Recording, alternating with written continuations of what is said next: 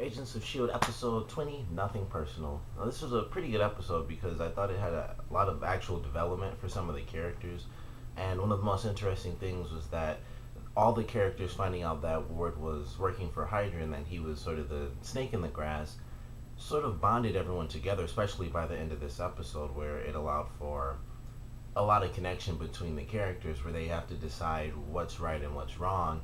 And it's fairly cut and dry. Ward is a bad guy, and that's all there is to it. But one of the interesting things is that Fitz really holds out a lot of hope for Ward. He doesn't feel that people are just evil like that. And I thought that was really interesting. And it's emphasized because in the preview I saw after the episode, he says the exact same thing to Skye. And it's really they're gonna have a really big dynamic of that with Fitz holding out a lot of hope for Ward, and I just thought that was really interesting that he was so upset compared to anyone else, especially with Skye. But she went through her own set of emotions with it as well because, of course, she had feelings for him, and that was the sort of obvious thing. And then it turns out that he's the bad guy. It really changed things around for her character, and she had to go through this episode basically playing him, and then she gets busted because she lets him know, but really he's Ward, so he just beats up all those cops, and then she actually gets captured by Deathlock, which I thought was interesting. I thought she actually escaped and somehow she's just gonna drive and get away, but then of course she gets captured by Deathlock, and then they have their little interaction where he's on the bus, and I thought it was a great scene where he threatens Skye by stopping Ward's heart. That was a really cool scene, and then Ward has his whole problem where he hates him and he's like, if you ever try anything like that, I'll kill you. But he doesn't seem to realize that Deathlock is just following orders. He's not just making these decisions like, yeah, I just want to turn on the girl who was really just trying to help me since the beginning of this series. I just want to turn on her and kill you for no apparent reason just so I can get some information.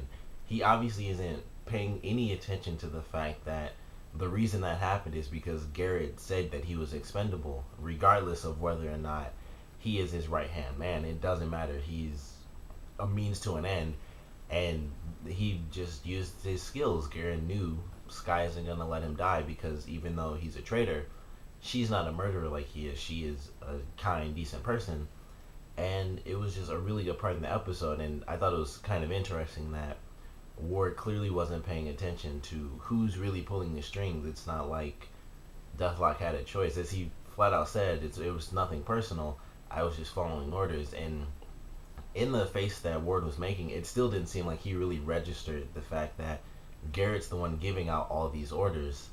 It seemed like he was just still mad. Like, you gave me a heart attack and then made it seem like it was nothing, or treated it as if it was nothing. And he was just mad about that and not paying attention to the fact that there's a obvious ladder here, and Garrett's the one at the top giving all these orders out. And I just thought that was really interesting, and he's still really devoted to this guy. And it was something they put into this episode that was sort of shown in the preview, so it was basically already explained. But he mentioned how when he was about to fly off and Hill was stopping him, she said, you don't owe Garrett anything, and he said, you're wrong. And that made me very curious as to what he meant. And they even showed the character Trip. He was like, he made this sort of face where he was wondering, what does he mean by that? And they showed in the preview that Garrett, in a way, raised Ward to be this person that he is. He helped him in some crazy situation. It seemed like in the preview that he may or may not have like run away from home and was homeless at the time when he found him, but he taught him to defend himself and he raised him in a sense. And that's why he feels as though he owes Garrett, because he made him the person he is, and if he wasn't that person, he'd probably be dead because he would have just been on his own as a little kid. But I'm definitely curious to see how that plays out in the next episode, and also just to see how Coulson takes the information that he got at the end of this episode, because May was gone and she found Hill in the beginning of the episode, and then she comes back to the team at the end of this one. And she has the information which she gives to Coulson, and it turns out that Coulson was working on the Tahiti project, and he told Fury, these are the problems that happen. People are comatose, people, their brains basically deteriorate, and all of these problems happen, but the only way to fix that is through creating these new memories, which is why he thought he was in Tahiti, and it was just, of course, it worked because it's called the Tahiti project. But Coulson was a part of that project, and I love the face that he made. He was just stunned. He was like, "Huh," and it just goes off. I thought that was really funny, but it was really interesting to see that he was actually working on the project that actually saved his life, and he even banned the project, or he at least told Fury it should be banned because nothing worked. It was no good. Even when they used the memories on people, the fake memories, results weren't exactly 100% guaranteed that you'll just be fine and you'll wake up, and even if you have these fake memories, you think that everything's okay now. You will still have issues here and there. And it seems like so far, based on the season, or at least the series so far, because it's only been a season, Coulson hasn't really had too many issues. He's had the little, like the really little stuff, like him mentioning how things feel different or he can't do something a certain way. Like I always go back to, I think it was the third episode where he was trying to like cock the gun and it wasn't as easy for him as it used to be. And he says basically that I remember this being so much easier, or I'm not as good as I used to be, something like that.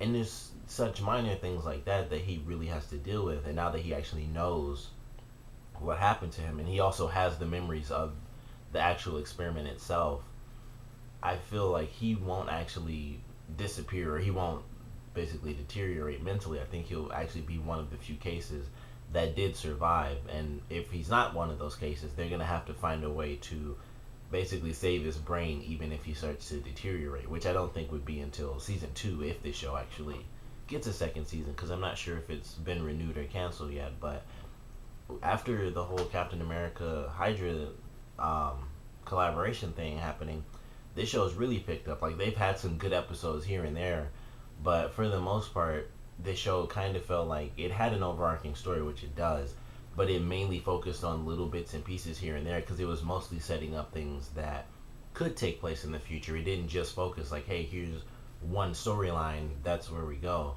They have random missions here and there, but now that Shield is gone, it really only has one storyline, but the other plot points that they put in are gonna have to come back. Like the kid who had ice powers when he used the weather machine, and his friend died, but he ended up having ice powers. That's gonna come back in season 2 if they have a season 2. But now there won't be a Shield. There will just be a team of agents who used to be with Shield. So it'll be interesting to see those plot points come back because with Shield no longer existing, the show's really picked up as to how these characters are just gonna survive, and they have a focused mission, which is really just let's get the guy who betrayed us. But once they get Ward and they defeat Garrett, what exactly are they gonna do? They aren't just gonna end the show after one season, obviously, unless they have already been canceled. But odds are they have a plan to continue the show and keep it in line so that it does eventually connect with the other Avengers movies and the other Marvel films that come out with the other superheroes. So I'm curious to see where the show does go because Shield no longer exists, and these agents just have to figure out what they're gonna do. But this was definitely a good episode. I love what Skye did in this one, where she does set up all the tricks and stuff. She makes the scrolling wall. She stops it and puts the sign on there that says "Ward is Hydra." I thought that was just really cool. I thought it was smart that she did that. And of course, her playing Ward through the entire episode and tipping the police off to him and trying to get both of them arrested so that she could be protected. I thought that was really smart. The only problem was Ward was a variable that she highly underestimated in this episode, I think. And he took out those two cops. Then he runs outside and just shoots the cops who are about to arrest her.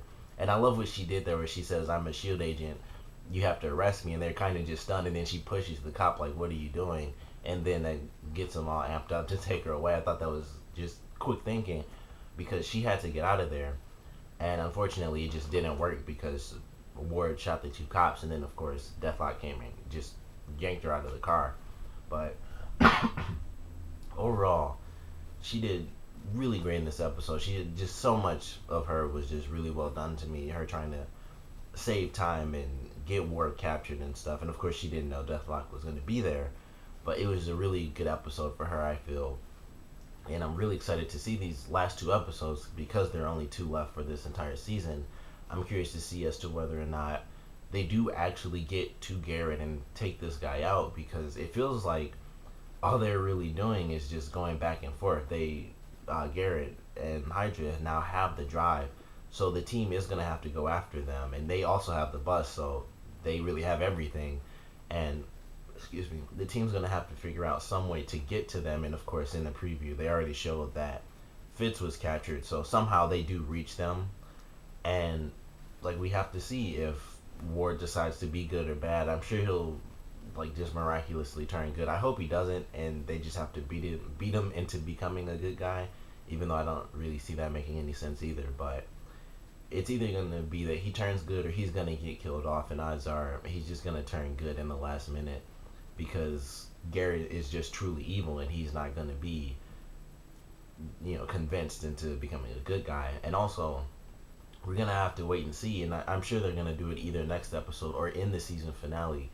What's going on with Garrett? Because in the episode, I believe it was 2 episodes ago, when Garrett's talking to Ward, but just before Ward gets to the underground base, he puts his shirt down, and they show like a little glimpse of his stomach, and it's like right where his kidney is, almost possibly up to his ribs, but like right where his kidney is, it's just a metal piece on his back. And I think it goes around to his front too. I don't actually know because they only showed it from one side, but it looked like it would at least go from his back to his side.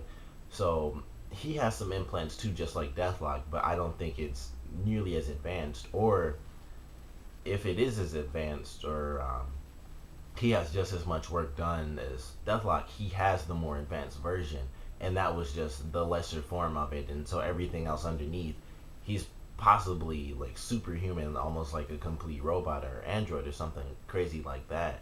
Because when they did the X-ray thing on Deathlock, he had just everything was pretty much technology for the most part. He has his actual brain, he has his one real eye, and then he has some parts here and there that are human, but for the most part they went into his body and just reworked him into a machine. And Garrett could, being who he is, he could be way beyond that technology and actually have something far more advanced that he may even be the front runner for, that he decided, I'm going to test this myself because I was almost killed at one point. Or maybe he was the one who tested the Deathlock technology in the first place. But we'll have to really see how much of him is actually human and how much of him is actually just machine. But I'm curious to see how things work out for these last 2 episodes. And I do hope this show gets a second season, because I think it's pretty good. A lot of people don't think it's the greatest show, and it's not the greatest show ever or anything like that. But since the Hydra stuff has happened, I think this show's just really picked up, especially because Ward was a bad guy. It was probably the best thing that could have possibly happened for this show, with him being a bad guy, and that sort of just instantly cancels out the whole love connection thing that the characters have. Like, he still feels for her, but she's just done with that because he's a bad guy, and he killed a guy in the last episode, and he's just a murderer working for Hydra, and no longer just a murderer working for S.H.I.E.L.D, because that's still what he was. But he's working for the bad guys now, so it was just a great point in the season and the series as a whole that Ward is now a bad guy. And like I said, we'll have to see exactly how things play out in these last 2 episodes, but I'm sure they'll do something really, really good to lead up to season 2 to work in with the rest of the Marvel films. But comment below, let me know what you guys thought of this episode, favorite parts, least favorite parts, and with there only being 2 episodes left, what do you guys think is going to happen to Ward? Do you guys think he's going to become good at the last minute, or do you guys think he's going to stay a bad guy, but he'll be sort of the bad guy who stays in the series because he was one of the main characters to begin with? Comment below, let me know, and thanks for watching.